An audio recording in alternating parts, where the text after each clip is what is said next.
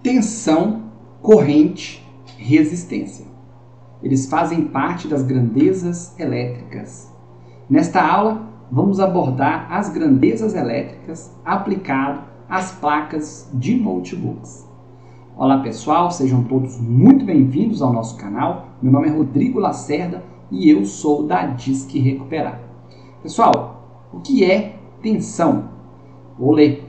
É a força empregada nos elétrons que faz com que a corrente elétrica movimente de um ponto ao outro, sendo a diferença de potencial, DDP,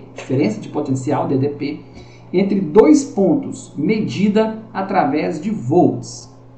A tensão elétrica só se dará a partir do momento que existir diferença de potencial, de volts. Então, essa é a explicação para o que é a tensão. Porém, pessoal, eu acho que a grande maioria das pessoas acabam por assistir a essas aulas de grandezas elétricas e acabam por ter mais ainda dúvidas a respeito. Tá? Então, por isso que eu quero passar para vocês aqui de uma outra forma, na forma com que a gente realmente precisa saber. Né? Então, vamos lá. Eu vou passar para vocês aqui, ó, vou colocar padrão. E aqui, ó, eu coloquei para vocês uma fonte. Tá? Tem aqui uma fonte. Essa fonte aqui, ela recebe aqui duas formas de tensão. A primeira tensão é essa tensão aqui, a tensão alternada. A tensão alternada nada mais é do que a tensão que está aí nas nossas tomadas das nossas casas. Tá? Quando eu conecto essa tensão alternada aqui nessa fonte, tá? Aí ele se transforma em uma tensão contínua. Né? Legal. Então aqui ó, eu tenho entrando 127 volts. Aqui dentro ela se transforma em 19 volts. Mas afinal, Rodrigo, o que são esses volts, né? Essa tensão? Né? Aqui no caso, eu vou fazer uma analogia. Tá? Suponhamos, vamos fazer aqui a analogia com um carro. Né? Então, suponhamos que você vai comprar um carro. Né? Você quer saber a força do carro. Essa força do carro ela é medida em cavalos. Então, a tensão aqui seria a mesma coisa da força. Tá? Então, seria a potência. A potência máxima aqui seria 19 volts desta fonte e 127 volts dessa minha tensão alternada. Tá? Então, aqui, 19 volts na tensão contínua. Então, essa é a força que nós temos aqui nessa nossa fonte. Tá? Legal. Vamos agora falar sobre a corrente. Tá? A corrente. Vou ler também.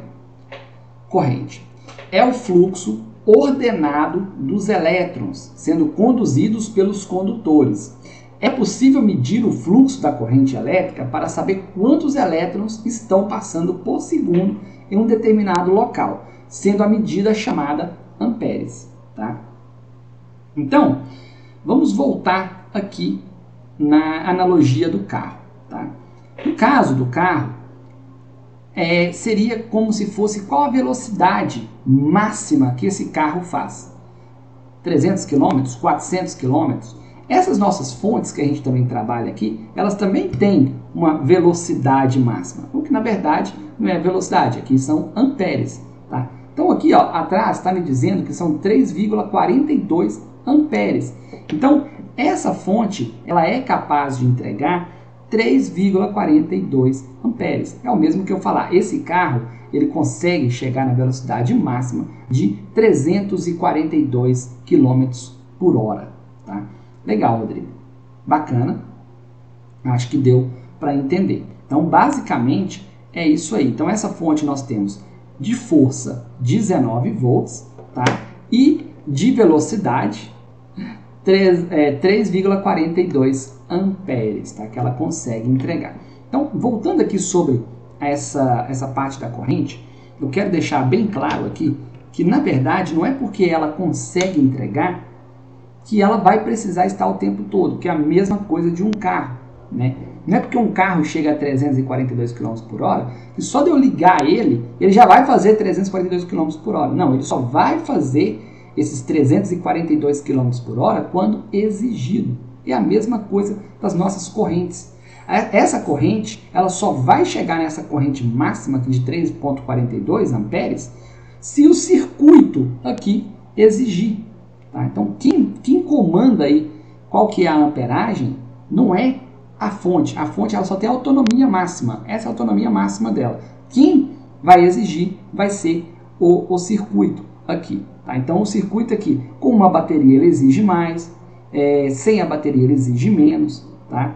Então, com ele desligado, ele exige bem pouquinho, quase nada, para se manter aqui só em stand-by. Tá? Então, é assim que funciona. Basicamente, voltando aí da analogia do carro, se você, por um acaso, falar assim, olha, eu tenho um carro que ele chega no máximo 100 km por hora. Legal. Se você pedir, você quiser que ele faça 200 km por hora, ele vai conseguir? Não vai, porque o máximo que ele chega é 100 km por hora. A mesma coisa aqui. Tá? Se você pedir acima de 3,42 amperes, ele não vai conseguir ser capaz de entregar. Então ele não vai conseguir chegar. No nosso reparo aqui, o que acontece? Quando não consegue entregar, a placa desliga. Ela exigiu, não tem, desligou, cortou, corta tudo. Tá? E aí ele desliga automaticamente. Beleza? Acho que tá legal. Né?